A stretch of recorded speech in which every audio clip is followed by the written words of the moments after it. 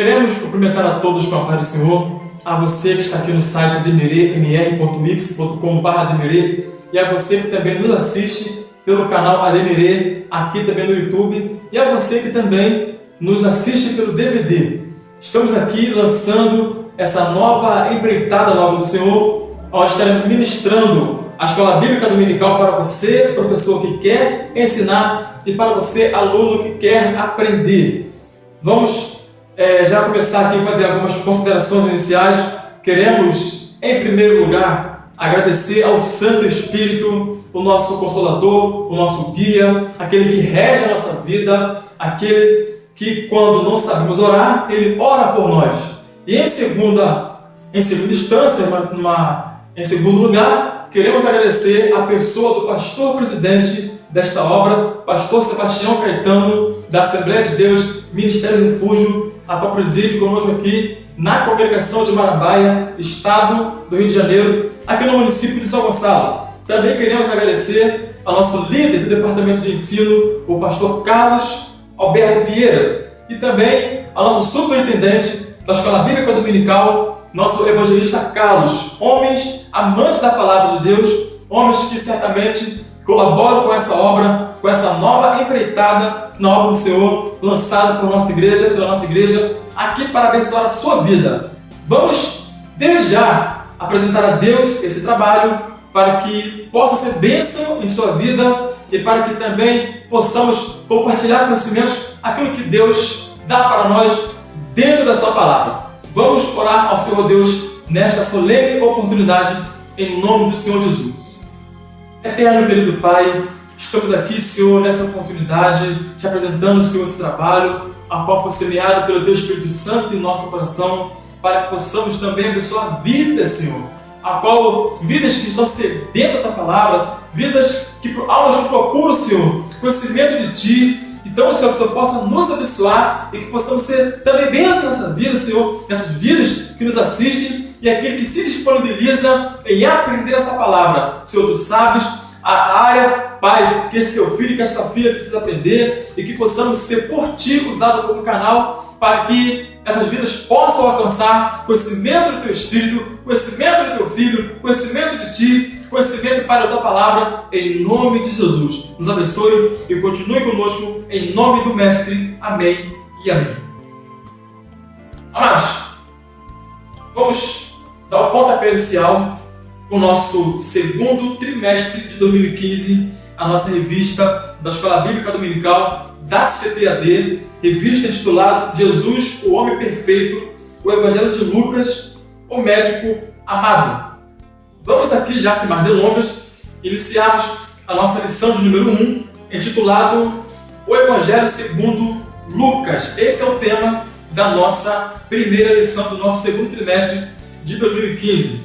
E vamos direto à leitura bíblica em classe, que é o prólogo do livro de Lucas. Livro de Lucas, capítulo 1, versículos 1 até o versículo 4.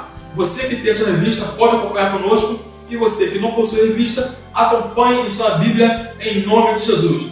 Diz assim a infalível, soberana e imutável palavra divina: tendo, pois, muitos empreendido pôr em ordem a narração dos fatos que entre nós já se cumpriram, segundo nos transmitiram os mesmos que os presenciaram desde o princípio e foram ministros da palavra, pareceu-me também a mim conveniente descrevê-los a ti, ó excelentíssimo Teófilo, por sua ordem, havendo-me já informado minuciosamente de tudo desde o princípio, para que conheçais a certeza das coisas de que já estás informado.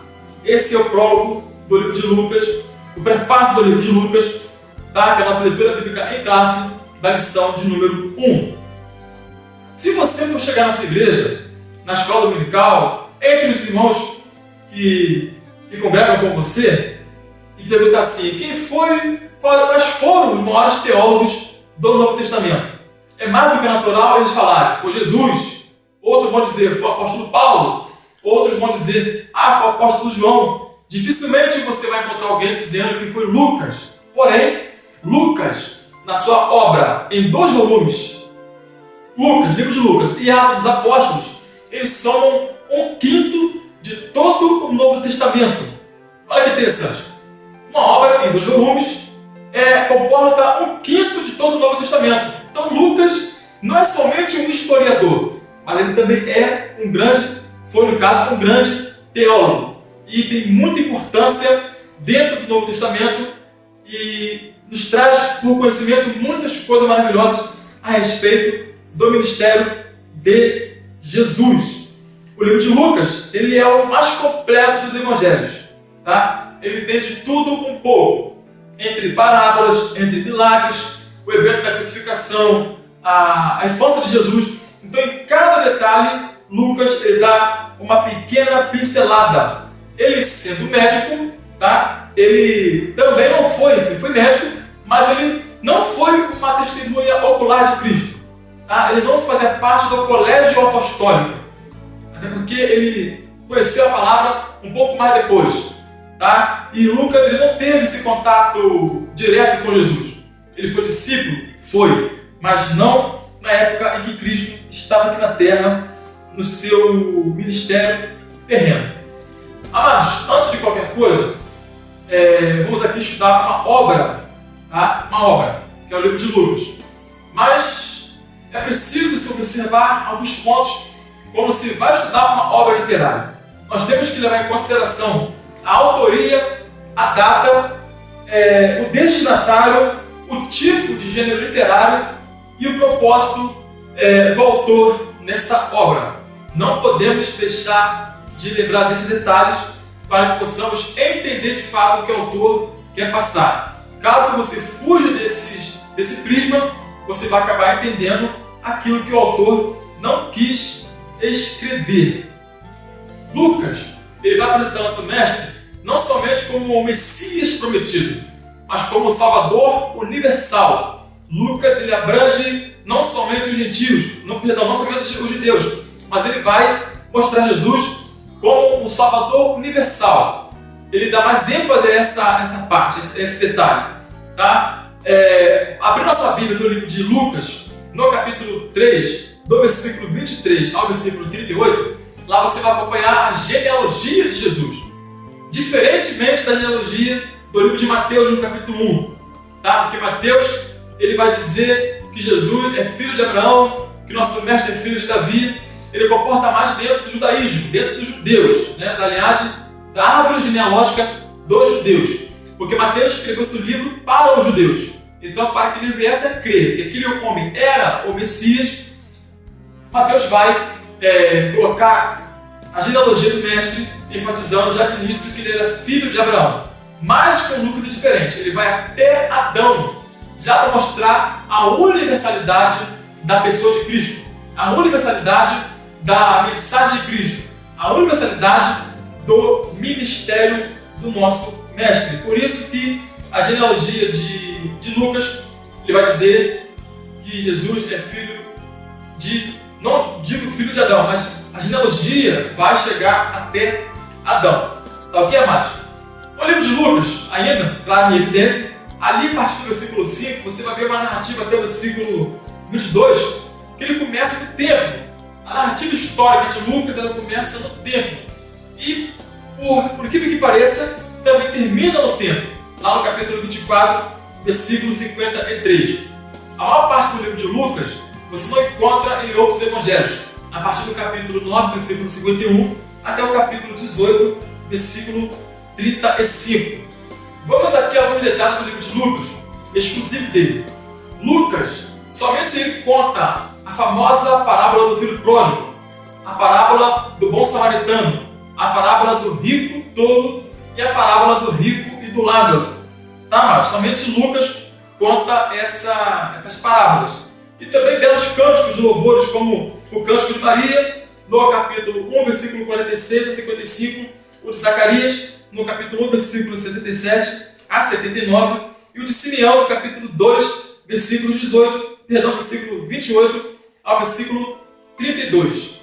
Todo esse detalhe dá uma beleza incomparável, uma beleza singular ao livro de Lucas. Lucas ele era grego e médico, como havíamos comentado anteriormente. Homem de ciência e também bastante detalhista. Vamos voltar ao nosso prólogo para que você possa entender que de fato Lucas ele era um homem bem detalhista. Quando você for ler o versículo 3 do nosso prólogo, da nossa leitura bíblica em classe, você vai ler o seguinte, vamos acompanhar pela revista, depois vamos ler como está na NVI. Diz assim o versículo 3 mais uma vez. Pareceu-me também a mim conveniente descrevê-los a ti, ó excelentíssimo Teófilo, por sua ordem, havendo-me já informado minuciosamente de tudo desde o princípio. Tá? Esse é o versículo 3. Vamos aqui acompanhar esse mesmo versículo, só que na versão NVI, a nova versão internacional, tida por muitos como uma versão mais confiável. Ela traz uma versão mais clara do versículo. Diz assim o versículo 3 da NVI. Eu mesmo investiguei tudo cuidadosamente desde o princípio e decidi escrever-te um relato ordenado, ó excelentíssimo Teófilo, para que tenhas certeza das coisas que te foram ensinadas. Versículo 4. Aqui na NVI, ele vai usar o termo investiguei tudo cuidadosamente. E outro detalhe aqui interessante é que ele fala um relato ordenado. Porque naquela época, as pessoas que escreviam história sobre Jesus começavam a terminar, as obras eram completas, faltavam dados. Tá? Lucas ele vai fazer um apanhado completo, um pacote fechado. Tá? Por isso ele vai dizer aqui um relato ordenado. Aliás, muito bem. Lucas ele era amigo do apóstolo Paulo. Podemos ver que o apóstolo Paulo fala dele em 3 referências bíblicas. No livro de Colossenses, capítulo 4, versículo 14, é nessa referência que diz que ele era médico. Também, na sua carta ao nosso amado Filemão, no versículo 24, também é mencionado o nome de Lucas. De igual modo, a Timóteo, lá na sua carta a Timóteo, no capítulo 4, versículo 11. Tá, amados? Quando João Batista nasce, ali no capítulo 1 do livro de Lucas, tá? Ele conta aqueles cânticos ali, a conversa do anjo Gabriel com Maria, o anúncio também do nascimento de João Batista, da gestação, toda aquela história ali. João Batista nasce, nós vemos isso ainda no capítulo 1. Quando inicia-se o capítulo 2, você vai ver que César Augusto ele vai levantar um decreto de alistamento, talvez para ter controle, para regulamentar a cobrança de impostos. E esse alistamento era feito na cidade, na terra natal, né, das pessoas. E nesse momento, Maria e José moravam em Nazaré. Tá? João Batista é 6 meses mais velho que Jesus. E quando César Augusto levantou esse decreto, Maria estava ainda distante de Jesus. E, por sinal, eles tiveram que descer para Belém para fazer o alistamento. Tá, amados? Esse decreto é levantado pelo César Augusto. E se você fosse reportar, se você for dar um pulo lá no livro de Miqueias, no capítulo de número 5, no versículo 2, você vai ver algo bastante interessante na palavra do Senhor, no que diz respeito ao nascimento de Cristo. Miqueias capítulo 5, versículo 2, nós vamos ler assim: Mas tu, Belém Efrata, pequena para estar entre as famílias de Judá, de ti me sairá o que será Senhor em Israel. E as suas saídas são desde o princípio, desde os dias da eternidade. A minha versão é um pouquinho diferente, estou usando a versão do expositor, mas o foco é que Miqueias havia profetizado que Jesus nasceria em Belém. E foi exatamente nessa época do alistamento, quando Maria e José desceram para o Egito, que o nosso Salvador menino, o nosso Jesus, nasceu. E por mais uma vez, a Bíblia se cumpre na íntegra. Amém, amados? Vamos aqui partir para o tópico 1, o terceiro evangelho, sobre o tópico 1, autoria e data. Você não vai ver no livro de Lucas fonte explícita dizendo que Lucas é o próprio autor do Evangelho. Porém, você vai ver em outras referências bíblicas, tá, de modo implícito, que a autoria é lucana. Tá? Vamos aqui a algumas teses que a maioria defende, tá, para defender para defender que Lucas é o autor do terceiro Evangelho. O estilo literário que você vai ver e características do livro de Atos e do livro de Lucas são bem parecidos. E esse estilo literário, a linguagem do grego, tá, e as características do texto, da narrativa, aponta para o mesmo autor. Tá? E o livro de Atos dos Apóstolos, no versículo 1, ele vai fazer menção ao livro anterior a ser usado na NVI. Tá? Ao primeiro tratado, quando Lucas se reporta mais uma vez a Teófilo. Então note que o livro de Atos faz menção ao livro anterior. Tá? Então há uma conjunção aí, há um intercâmbio entre esses dois livros. Então já é um indício de que o autor é o mesmo dentre esses dois livros. Outra coisa interessante que também nos ajuda a crer, tá, a defender essa tese, é a ação carismática do Espírito Santo, lá no versículo 49 do capítulo 24 de Lucas, e também no livro de Atos, capítulo 1, versículos 4 até o versículo de número 8. Tá? São textos bíblicos que se casam bem. Tá? Segundo a tradição, o autor dessa obra, dos volumes, é Lucas, tá? De Lucas e Atos, é o próprio Lucas. Não há contestação nisso aí. Inclusive, um dos pais da igreja, o Irineu, ele vai afirmar isso. Tá? Se eu não me engano, Eusébio de Cesareia também vai nos afirmar isso. Como é citado aqui, a referência de Filemão, versículo 24, Colossenses 4, 14 e 2 Timóteo 4, 11, vai nos ajudar a crer, tá, que Lucas é o autor do terceiro Evangelho. E mais algumas seções, em Atos capítulo 16, versículo 10 a 17, capítulo 20, versículo 5 até o versículo 15, capítulo 21, versículos 1 até o versículo 18, todo o capítulo 27 e o capítulo 28 até o versículo 16, você vai ver ali o pronome nós. Tá? Em todos esses textos, você vai ver ali o pronome nós. Ou seja, é como se o autor estivesse participando daqueles eventos e, naturalmente, ele vai colocar nós. Entre esse nós estava Lucas e também o apóstolo Paulo. Foi mais ou menos na segunda viagem missionária, onde Lucas acompanhou o apóstolo Paulo em sua segunda viagem missionária. E ali você vai ver, evidentemente, o pronome nós, uma vez que o autor estava participando desses eventos. Outra coisa bastante interessante, eu vou colocar para vocês no quadro aí, para vocês fazerem alguma análise, tá? De que Lucas, por ser médico, ele vai utilizar uma linguagem médica em seus escritos. Tá? Vemos em Colossenses que ele era médico, vamos ver se o livro de Lucas, tá, nos dá detalhes de um médico, tá? Se fossem evidências de um médico, para poder nós aceitar a questão e defender a questão de que Lucas é o autor do Evangelho, do terceiro Evangelho. Acompanhe conosco aí, livro de Lucas, capítulo 4, versículo 38, com Mateus 8, 14 e Marcos 1, 30. E você verá que Lucas ele vai dar um detalhe diferente da natureza, do grau da febre da sogra de Pedro. Só Lucas dá um detalhe diferente. Tá? No capítulo 5 de Lucas, versículo 12, com Mateus capítulo 8, versículo 2 e Marcos 1, 40, você vai ver o evento da lepra. Tá? E só Lucas vai te dar um detalhe diferente.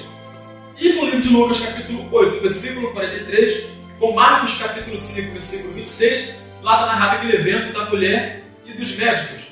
Só Lucas vai dar um detalhe diferente. Não sei se vocês já perceberam, mas Lucas também ele vai narrar algo bastante diferente. Ou melhor, não digo bastante diferente, mas um detalhe também que outros evangelhos não narram. Se lembra do Malco, aquele sumo sacerdote que o apóstolo Pedro cortou a orelha dele? Pois bem, só Lucas vai te dizer que foi a orelha direita, lá no capítulo 22, versículo 50. Já no livro de Mateus, capítulo 26, versículo 51. E Marcos, capítulo 14, versículo 47, onde na mesma história você não verá, tá, esse detalhe da orelha direita. Somente Lucas dá esse detalhe. Tá, Marcos? Vamos aqui participar do subtópico 2 intitulado A Obra. Tá? Mais um quadro vai ser posto para vocês aí, para você nos acompanhar, tá? numa outra visão panorâmica do livro de Lucas. Acompanhe conosco aí. Nós estamos no subtópico 2 do tópico 1. Tema: Jesus Cristo é o homem ideal de Jeová. Lá em Zacarias capítulo 6, versículo 12, tem uma referência com respeito a isso. Portanto, Cristo ele é dependente do Pai. Ele também é amigo dos escolhidos. Capítulo 5, versículo 29, capítulo 7, versículos 29 a 37. Ele era compassivo, capítulo 7, versículo 13. E capítulo 13, versículo 1 também. Ele era próximo. Mas capítulo 10, versículo 30. São 38 partes que você não vê em outros evangelhos. Tá? São 6 milagres, 10 parábolas e 22 discursos e acontecimentos. Vamos aqui agora às estatísticas de Lucas. É o 42º livro da Bíblia, possui 24 capítulos, 1151 versículos, 165 perguntas, 9 profecias do Antigo Testamento, 54 novas profecias, 930 versículos de história, 118 versículos cumpridos e 103 versículos de profecias não cumpridos. Amém, amados? Mais detalhes você pode acompanhar na nossa revista. Subtópico 3 vai nos dizer os destinatários originais. Acabamos de ver no prólogo do livro de Lucas que esse livro foi enviado para Teófilo. Tá? E Teófilo, o nome Teófilo significa aquele que ama a Deus. Deus. Filéu, amor. Uma das palavras traduzidas para amor em português. Porque no grego nós temos o ágape, nós temos o eros e nós temos o filéu. Tá? Então, Teófilo é como se fosse uma adaptação a essas duas palavras, montando o nome Teófilo. Outra coisa, amados, Lucas ele vai direcionar o seu evangelho para Teófilo na referência de Lucas, chamando de excelentíssimo Teófilo. Esse termo excelentíssimo, Lucas vai ausentar lá no livro de Atos. Alguns vão dizer que, de acordo com o tempo, eles ficaram mais íntimos, tá? E talvez Lucas não quis escrever excelentíssimo lá no livro de Atos. É só uma conjectura de alguns estudiosos. Não estou afirmando isso, tá, mas é só uma conjectura de alguns estudiosos. Mas quem foi esse homem chamado Teófilo? Teófilo, ele foi um oficial romano, tá, mas ele foi um oficial romano, tá? Vamos dizer até que Lucas o conheceu, principalmente a maioria dos estudiosos defende isso, e também alguns defendem que até intimamente, eles eram amigos íntimos, tá? Mas vamos defender a tese de que eles eram pelo menos conhecidos, pelo menos eles se conheciam pessoalmente. E a questão do título, tá? Excelentíssimo, o nosso arqueólogo, senhor William Ramsay, ele vai dizer que o excelentíssimo é o equivalente ao nosso Vossa Excelência, já para entendermos que esse homem não era nada, né? Era um homem de grande valia, um homem de grande importância dentro do Império Romano. E esse título excelentíssimo você também vai ver acompanhando outro nome, o Félix. Ele é chamado de excelentíssimo lá no livro de Atos, capítulo 23, versículo 26, e também Festo, está no capítulo 26, versículo 25. Esse Félix e esse Festo, eles eram procuradores romanos, tá? Então eram homens de nível de elite. Isso dá uma base maior para a conjectura do nosso arqueólogo William Ramsay, quando ele diz que o excelentíssimo é equivalente ao nosso Vossa Excelência. Teófilo, ele era grego ou era judeu? O nosso amigo Teófilo, vamos dizer assim, ele não era judeu, tá? Mas, como havia dito, ele era oficial romano. Mas vamos abrir a Bíblia aqui no livro de Atos dos Apóstolos, no capítulo 23, versículo 8, para poder você se sentir seguro na questão de que ele não era judeu. Tá, mas acompanhe conosco aí, livro de Atos, capítulo 23, versículo 8. Diz assim a palavra do Senhor: porque Porque os saduceus dizem que não há ressurreição, nem anjo, nem espíritos, mas os fariseus reconhecem uma e outra coisa. Se Teófilo fosse judeu, naturalmente ele conheceria a doutrina dos saduceus. Uma vez que Lucas escreveu para ele a doutrina dos saduceus, logo ele não era judeu, tá? E sim romano. É o que os estudos extra-bíblicos nos ensinam, tá? Que Teófilo ele era romano. Outra coisa que existia também um motivo, vamos dizer assim, de Lucas enviar esse livro, essa primeira obra para Teófilo. Teófilo, ele era membro da aristocracia romana, tá? E Lucas achou interessante defender a fé da religião cristã dentro da aristocracia romana. Nada melhor do que enviar sua obra para Teófilo, uma vez que ele era membro da aristocracia romana, tá? E uma vez que ele é oficial romano. Então, porque naquela época, amados, quando Cristo funda o cristianismo, né, já tinha o judaísmo. O Império Romano já havia aprendido a tolerar o judaísmo. O judaísmo, por ser uma religião muito mais antiga e por ter culturas já fincadas, culturas já enraizadas, né, quase que imutável, vamos dizer assim, a cultura, tá? A cultura dos judeus, do judaísmo, o Império Romano aprendeu, teve jeito, a tolerar o judaísmo. E Cristo vem à Terra e explica a lei, tá? E os fariseus tinham mania de criar tradições em cima da lei. Por exemplo, para a guarda do sábado, eles criaram 39 tradições para cumprir o sábado. Então tem lá a guarda do sábado que está na lei, e eles acrescentavam em cima disso 39 tradições, tá? Coisas que não eram necessárias. E Cristo veio bater em cima disso. Tá? Nós temos, vou colocar aqui entre aspas, Cristo ele violou o sábado 7 vezes. Tá? Vou colocar entre aspas, tá? Onde vemos na palavra do Senhor que os fariseus quiseram matar Jesus, tacar a pedra nele devido a essa, entre aspas, quebra no sábado. Tá? Mas Cristo veio explicar a lei, ele cumpriu a lei, ele cumpriu a lei. Tá? E adaptando-a à graça, à disposição que ele impôs quando morreu na cruz. Tá? No cristianismo. O cristianismo, naquela época, era uma religião recente. Tá? Uma religião recente. E também, o cristianismo ele vai romper a barreira das etnias. Ele vai alcançar todas as pessoas. Tá? E devido a isso, o cristianismo é uma religião universal. Ela não tem restrição à pessoa. Qualquer tipo de pessoa, não há uma restrição, ela alcança todo mundo. Já o judaísmo não, somente a linhagem de Abraão, a linhagem de Israel. E isso teve problemas. Tanto é que tanto o Estado romano quanto o judaísmo, com sua liderança religiosa, perseguiram os cristãos, o cristianismo. Até os judeus que se convertiam a Cristo eram tidos como apóstatas, mas não eram apóstatas. Eles somente estavam passando pelo lado correto, o lado certo, que era o lado do Messias, tá? Do cristianismo. Tá, Márcio?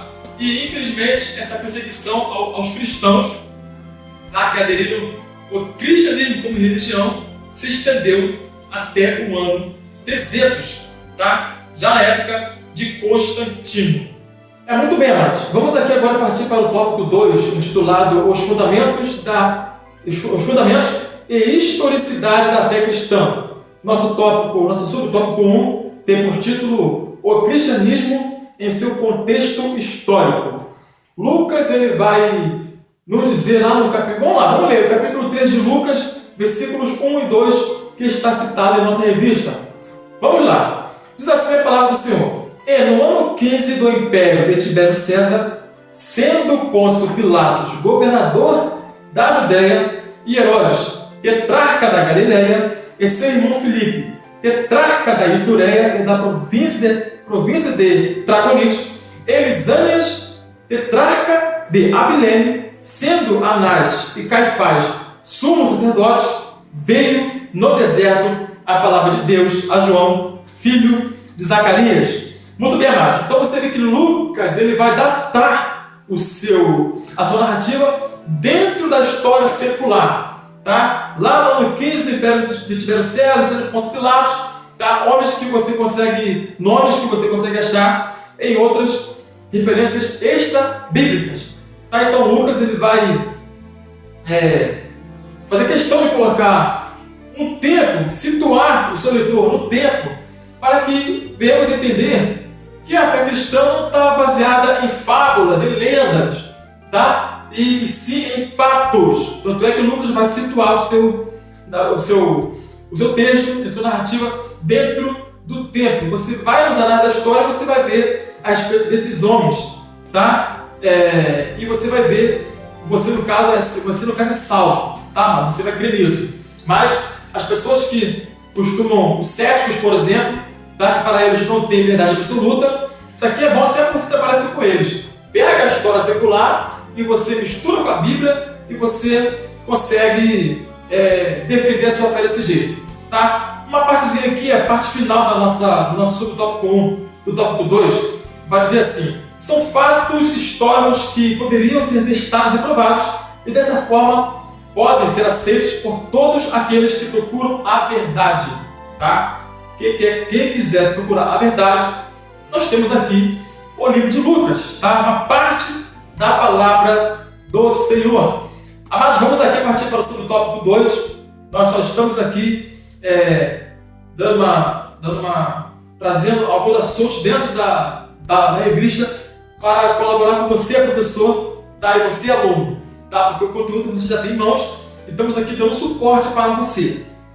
Subtópico 2 diz assim: discipulado através dos fatos. Da nossa revista vai usar lá no seu comentário a palavra catequese. Temos aqui no grego a palavra catequel, traduzido como informado ou instruído, tá? Ali no versículo 4.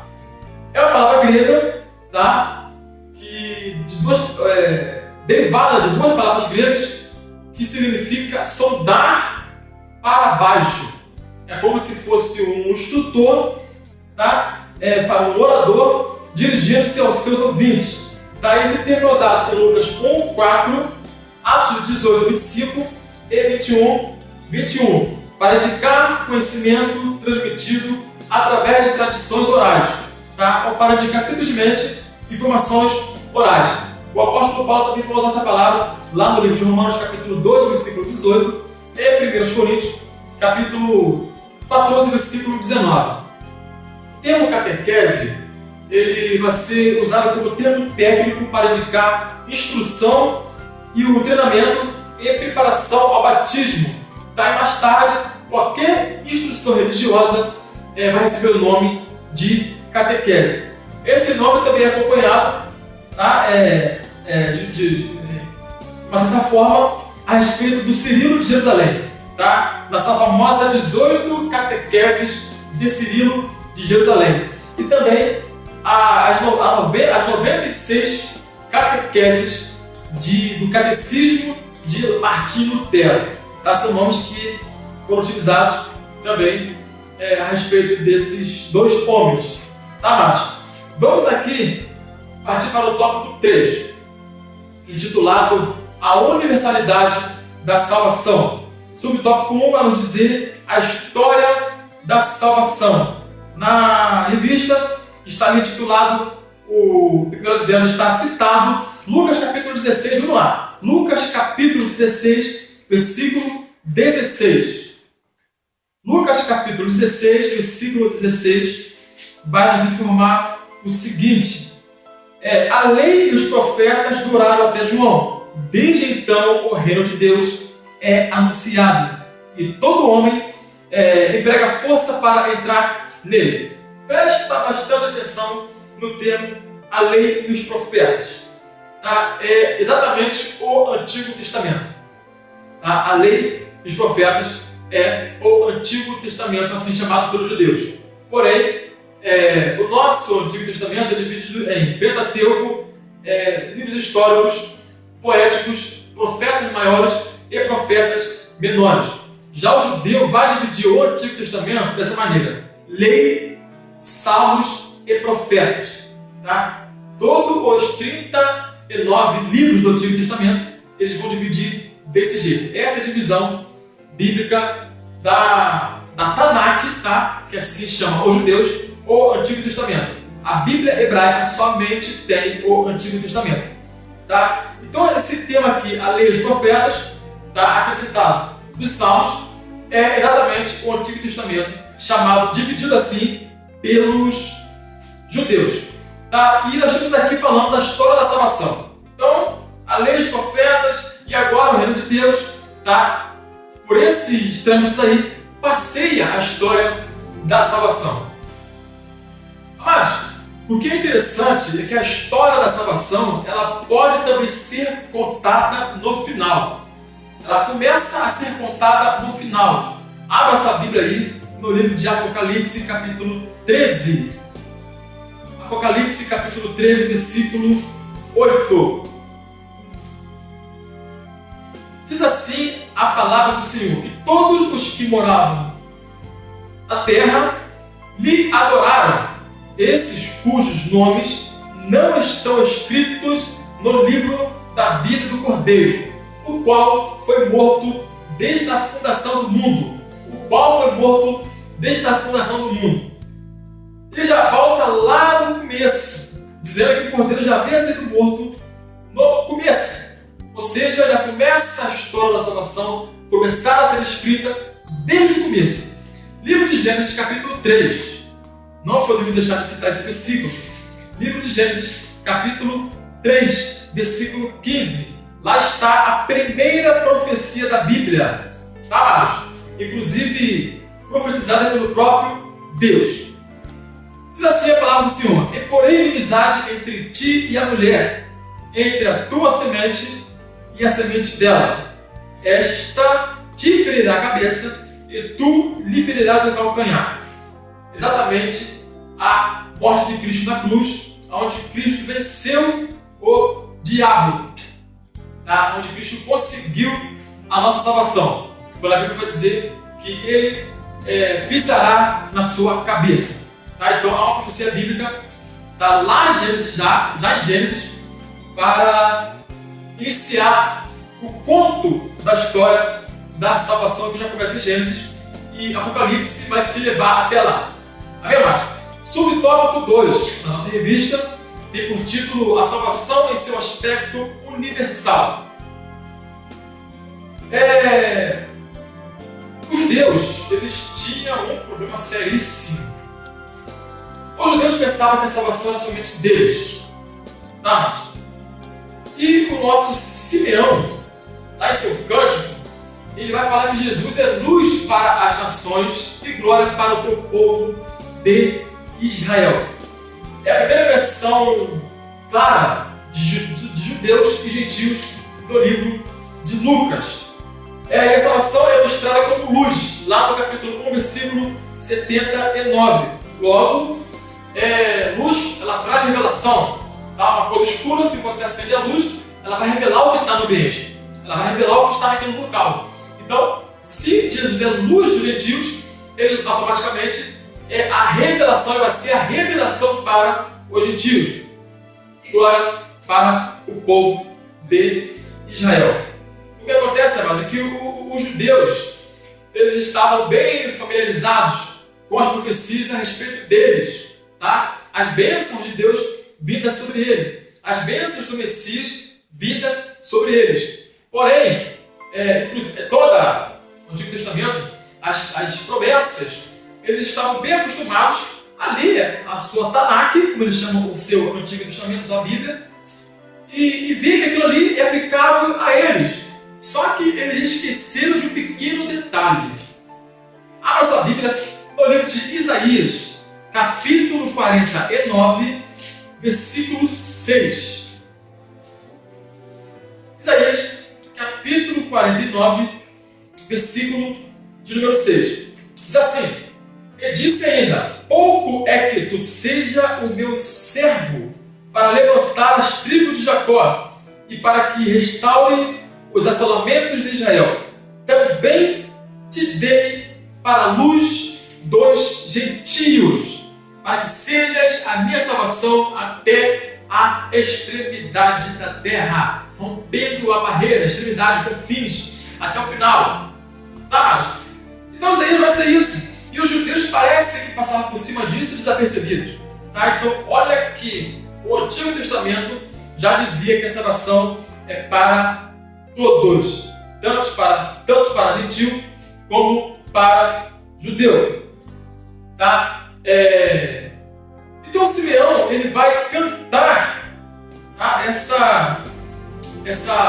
Aquele cântico dele, e vai dizer também lá no versículo 32 do capítulo 2 de Lucas. Eu vou abrir aqui para os amados, você pode acompanhar em casa também, na sua Bíblia, tá?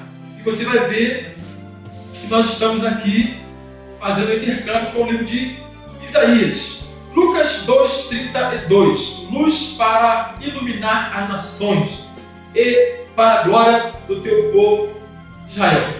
Então é universal. A salvação ela é universal, como havíamos dito anteriormente, e não somente dos judeus.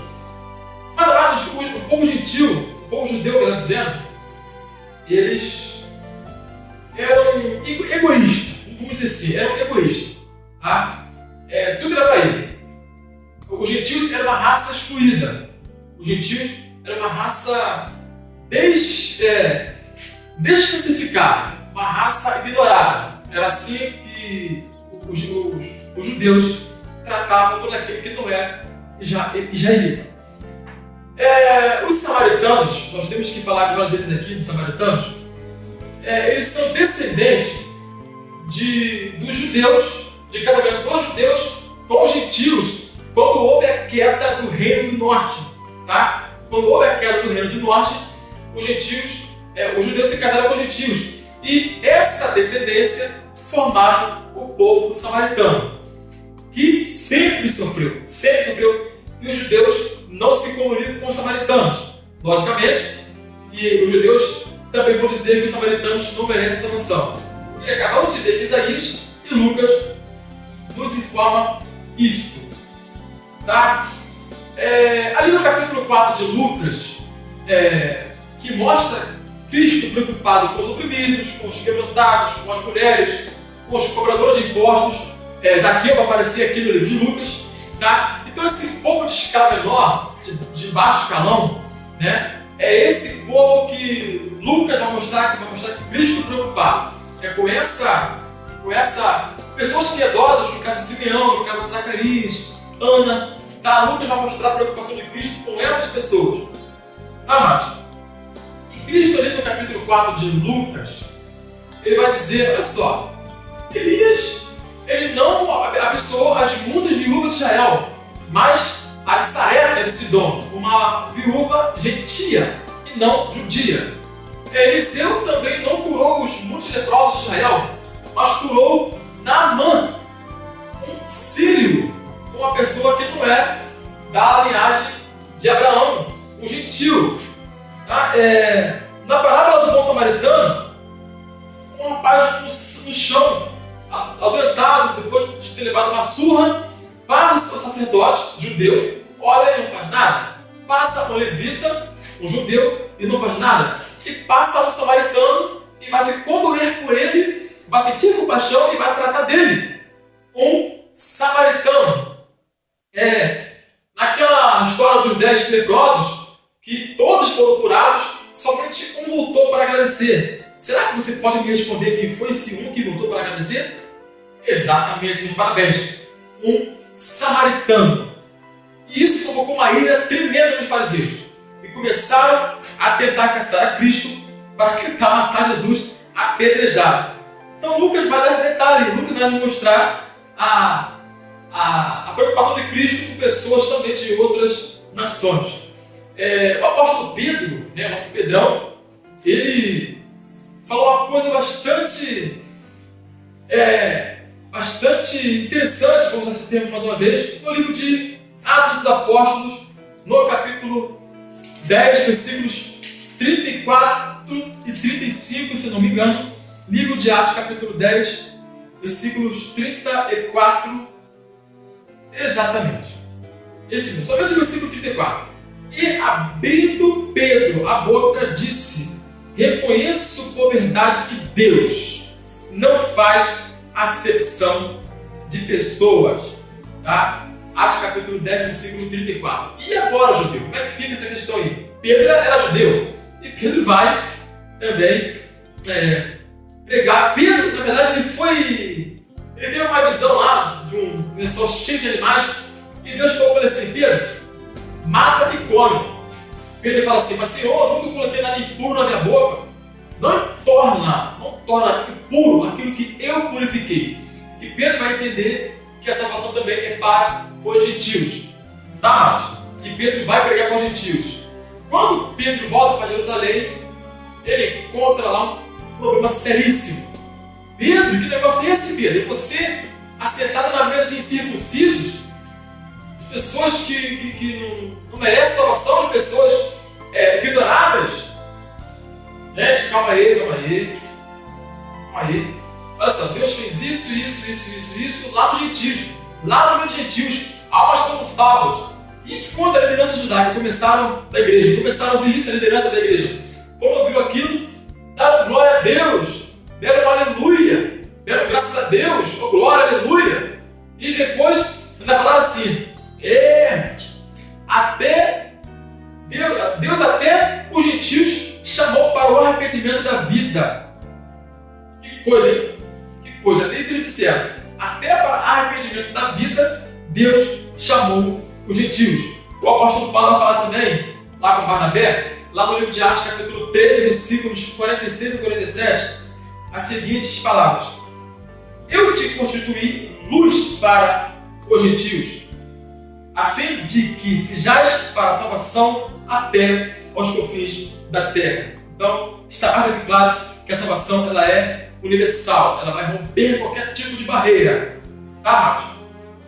Muito bem, amados. Aqui no tópico 4, vamos agora finalizar a nossa aula de hoje.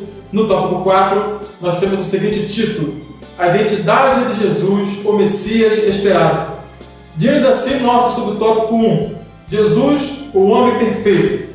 No comentário da revista, ele vai citar o título messiânico, Filho de Deus, e o título messiânico, Filho do Homem. Lucas 1,35, Lucas 5, versículo 24. Acompanhe conosco no quadro aí algumas referências no que diz respeito a filho, tá? Não se veste como filho. Leia conosco aí. De quem ele é filho? Lá em Lucas 1,32. Ponto 1. Filho de Adão, como o segundo Adão. Lucas 3,38. Ponto 2. Filho de Abraão. E era antes de Abraão. Lá em João capítulo 8, versículo 58, você verá o seguinte: antes que Abraão existisse, eu sou. E em Mateus capítulo 1, versículo 1, você vai ver lá dizendo que ele era filho de Abraão. Ponto 3. Filho de Davi, descendência real. Lucas 1, versículo 32 e 33. Ponto 4. Filho do homem, nascido de mulher. Gálatas capítulo 4, versículo 4. Ponto 5. Filho do Pai desde a eternidade. Mateus capítulo 17, versículo 5. E ponto 6. Filho do Altíssimo. No capítulo 1 de Lucas, versículo 32. Tem a condição dele como Deus e tem a condição dele como homem. Tá? E Cristo, na condição de homem, ele é nosso mediador. Porque há um só mediador entre Deus e os homens, Jesus Cristo, homem. 1 Timóteo, capítulo 2, versículo 5. Na condição de homem perfeito, ele é o nosso cordeiro pascal. Lá em 1 Coríntios, capítulo 5, versículo 7. E também na condição de homem, ele é o nosso sumo sacerdote. Tá? Hebreus capítulo 5, versículos 1 até o versículo 10. Fechando essa parte aqui do nosso subtópico 1 do tópico 4, a revista vai nos dizer que Jesus, como homem perfeito, ele era obediente aos pais. Inclusive lá na genealogia, a Bíblia vai dizer que Jesus ele até se cuidava como filho de José. Tá? Ele foi um exemplo de obediência. De fato, homem perfeito. E como homem perfeito, finalizando aqui o texto da nossa revista, foi como homem perfeito que Cristo derrotou a Satanás. Aí eu acho, finalizando a nossa aula aqui no subtópico 2, lemos o seguinte título: O Messias e o Espírito Santo. Cristo, quando ele vai começar o seu ministério, Lucas ele vai dizer que Cristo recebe o livro, Bolo Isaías, e ele vai ler o capítulo 61 de Isaías. Vamos lá ler o livro de Isaías no capítulo 61. Tá? Isso está intercambiado com Lucas capítulo 4, versículo 18. Mas vamos lá. Livro de Isaías, capítulo 61. A minha versão é um pouquinho diferente, como havia dito, mas não muda muita coisa e dá para todos nós entendermos o que a palavra de Deus nos informa nesta oportunidade. O Espírito do Senhor é sobre mim, porque me ungiu o Senhor e enviou-me para pregar as boas novas aos mansos, a restaurar os quebrantados de coração, a proclamar liberdade aos cativos e aos presos e abertura de prisão. Versículo 2. A proclamar o ano aceitável do Senhor e o dia da vingança do nosso Deus, a consolar a todos os tristes. Tá? Finalizando o versículo 2 do capítulo 61 de Isaías. Cristo vai aplicar essas palavras a si mesmo, iniciando o seu ministério. Aqui na leitura do versículo 2 de Isaías 61, ele vai citar o ano aceitável do Senhor. É uma alusão ao ano do jubileu. Lá em Levítico capítulo 25, onde você vai ver que todas as dívidas eram perdoadas. No 50º ano, no jubileu, toda a dívida era perdoada. Os cativos, né, eram libertados, eram libertos. Tá? E Cristo ele vai pegar essas palavras aqui de Isaías, vai aplicar a ele mesmo, tá? E vai trazer uma libertação no espiritual. Tá? Uma libertação de fato eterna. Aqui no versículo 8, ele vai citar a questão de uma aliança eterna que é feita. E essa aliança eterna é feita com aqueles que são libertos, com aqueles que Cristo liberta pelo poder do Espírito Santo. Abra sua Bíblia, ainda no livro de Isaías, no capítulo 11, versículos 1 e versículo 2. Livro de Isaías, capítulo 11, versículo 1 e versículo de número 2. Diz assim a palavra do Senhor: E brotará um rebento do tronco de Jessé, um renovo que frutificará, brotará das suas raízes, e repousará sobre ele o Espírito do Senhor, o Espírito de sabedoria e de entendimento, o Espírito de conselho e de poder, o Espírito de conhecimento e de temor do Senhor. Olha em quantas faculdades, em quantas habilidades Cristo foi agraciado com a unção do Espírito Santo. Essa unção que o capacitou para cumprir o seu ministério terreno. Então ele vai falar aqui no versículo, ainda no versículo 1, que ele foi ungido. O Senhor me ungiu a pregar boas novas aos quebrantados e enviou-me a curar os quebrantados de coração, a consolar todos os que choram, e toda aquela história que nós vemos aí narrada no livro de Isaías, capítulo 61. No Antigo Testamento, você só vai ver a unção, tá? A unção, o ato do ungir para reis e sacerdotes. Tá? Então, o ofício sacerdotal e o ofício de profeta, o ofício real, tá? Eles eram uma cerimônia, existia uma cerimônia para isso, para que aquela pessoa pudesse ser oficialmente um sacerdote ou um rei. E era necessário a unção. Somente um profeta, tá, foi ungido a profeta. Uma linguagem até um pouco diferente, desconhecida, quando você fala ungido a ser profeta. Exatamente. Abra sua Bíblia no livro de 1 Reis, tá? os livros do Antigo Testamento, nós pronunciamos 1 Reis, 2 Reis, 1 Crônicas, 2 Crônicas, 1 Samuel, 2 Samuel. São livros. Já os livros do Novo Testamento, você põe no feminino. 2 aos Coríntios, 3 a João, 2 aos Tessalonicenses, a primeira carta a Timóteo, 1 Timóteo, tá, mais. Essa é a nomenclatura correta dos livros, tá? Onde você tem livros 1 e 2. 1 Reis, capítulo 19, versículo 16. Assim na sua Bíblia. E a Jeú, filho de Nissi, ungirás como rei sobre Israel. E a Eliseu, também filho de Safate, de Ebel-Meolá, ungirás para que seja profeta em teu lugar. Então, somente esse profeta do Antigo Testamento, ele foi ungido para ser profeta. É o único que recebe a unção para ser profeta. Tá? Os outros só foram chamados.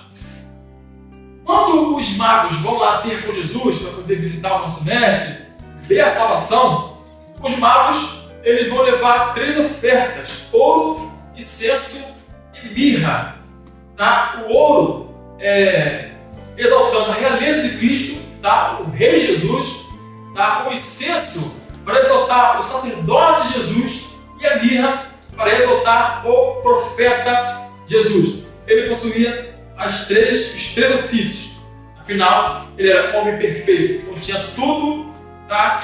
Todos esses títulos, esses ofícios, o nosso mestre ele tinha. Tá? E hoje ele é nosso rei, hoje ele é nosso sacerdote, como havíamos citado anteriormente. Mas ficamos por aqui, tá? Nós estamos nos despedindo na paz do Senhor, que você possa fazer bastante proveito dessa aula, que você possa abençoar vidas com conhecimentos que aqui compartilhamos, tá? E eu te aguardo na próxima aula, que Deus possa te abençoar e que você possa estar com esse mesmo coração sedento da palavra para aprender conosco aqui no canal do YouTube, aqui no Ademirê, tá? Ou aqui no site ademirê.wix.com/ademirê, ou você que também nos assiste pelo DVD. Fique na paz do Senhor, que Deus possa continuar te abençoando e que você possa continuar a glorificar o nome do Senhor e que possamos estar aqui na próxima aula, em nome de Jesus.